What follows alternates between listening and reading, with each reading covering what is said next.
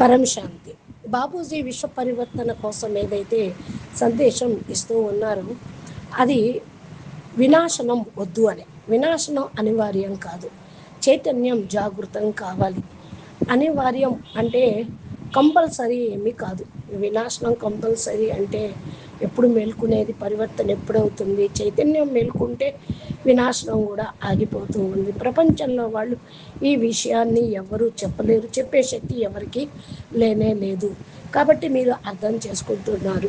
కాబట్టి చైతన్యాన్ని మేల్కొల్పండి. విశ్వము ఏదైతే పరివర్తన అవ్వాలి అని అనుకుంటున్నారో మారుతుంది, తలకిందులవుతుంది. ఎంత గొప్ప విషయమో! మనము ఇప్పుడు బాపూజీ చెప్పేటువంటి జ్ఞానాన్ని విని అందరికీ ప్రచారం చేసి పరం శాంతి వైబ్రేషన్స్లో వ్యాపింపచేస్తే బేహద్ జ్ఞానము అనేది అందరికీ అందుతుంది.